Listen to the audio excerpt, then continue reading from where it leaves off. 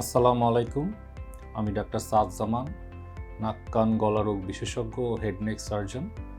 বর্তমানে কর্মরত আছি কুমিল্লা মেডিকেল কলেজ ও হাসপাতালে রেজিস্ট্রার হিসেবে নাক কান গলা বিভাগে।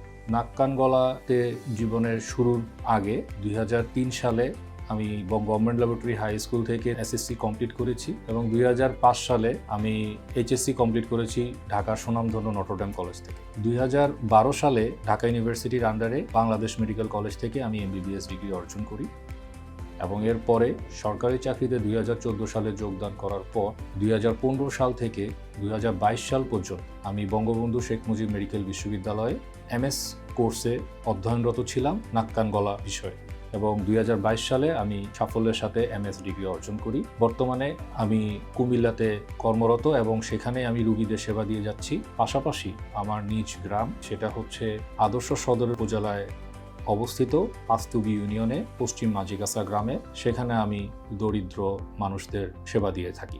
এছাড়া শুক্রবারে নোয়াখালী ল্যাবেট শাখায় আমি রোগীদেরকে চিকিৎসা সেবা দিয়ে থাকি। বর্তমানে নাক কান গলা খুবই গুরুত্বপূর্ণ একটি বিষয় এবং এই নাক কান গলা যে রিজিয়নটা, আমাদের নাক কান গলা, এখানে অনেক ধরনের রোগ হয়ে থাকে।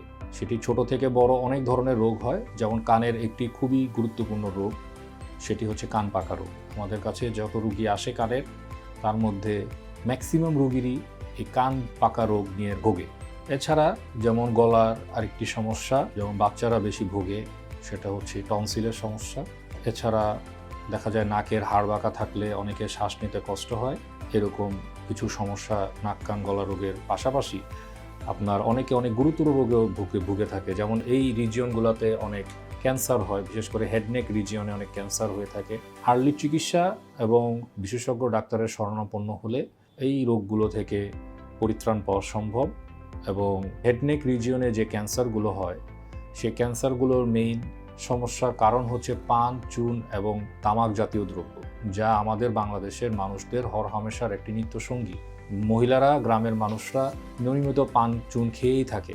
পুরুষরা অনেকে গুল জাতীয় বা এরকম তামাক জাতীয় দ্রব্যগুলো ব্যবহার করছে, বিড়ি, সিগারেট এগুলো খেয়ে থাকে। আমাদের এই হেডনেক রিজিয়নে ক্যান্সারের জন্য অন্যতম একটি কারণ।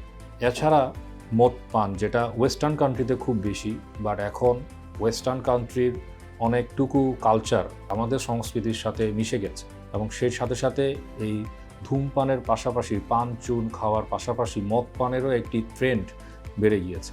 ইদানিং এই হেডনেক রিজিয়নে পুরুষদের পাশাপাশি মহিলাদেরও এই ক্যান্সার হওয়ার সম্ভাবনা অনেক বেড়ে গিয়েছে এবং আমাদের এখন বাংলাদেশে নাক কান গলার উপরে যে চিকিৎসা হয় সেটি খুবই আন্তর্জাতিক মানের। আপনারা শুনলে খুশি হবেন, আমি যেখান থেকে এমএস করেছি বঙ্গবন্ধু শেখ মুজিব মেডিকেল বিশ্ববিদ্যালয়, সেখানে এই ক্যান্সারগুলোর চিকিৎসা খুব সুন্দরভাবে সম্পন্ন হতে আমি আমার নিজের চোখেই দেখেছি। অনেক ধরনের সমস্যা আছে, যেমন একটি হচ্ছে টনসিলের সমস্যা। সেই সমস্যা অনেক বাচ্চারা ভোগে। এই সমস্যাগুলো যদি দেখা যায় যে কিছু কারণ আছে, কখন আমরা অপারেশন করব, কখন আমরা অপারেশন করব না, এগুলো নিয়ে অনেক ধরনের কথাবার্তা আছে। তো সেই জিনিসগুলো একজন বিশেষজ্ঞ ডাক্তারের পরামর্শ নিলেই সেটা আপনি খুব সহজেই আপনার চিকিৎসা বা সমাধান করতে পারবেন। কান পাকা রোগ, এটাও একটি খুবই গুরুত্বপূর্ণ জিনিস। এটার পাশাপাশি মাথা ঘোরানো, মাথা ব্যথা করা, কানের সংসর্গ করা এবং অনেক সময় হঠাৎ করে কানের শোনা বন্ধ হয়ে যাওয়া, বয়সকালে কানে কম শোনা, হাঁটতে গিয়ে ভারসাম্য হারিয়ে ফেলা বা কোনো দিকে হেলে পড়ে যাওয়া, বিছানায় শুতে গেলে বা শোয়া থেকে উঠতে গেলে মাথা ঘোরানো, এরকম নানা ধরনের সমস্যায় রোগীরা ভুগে থাকে।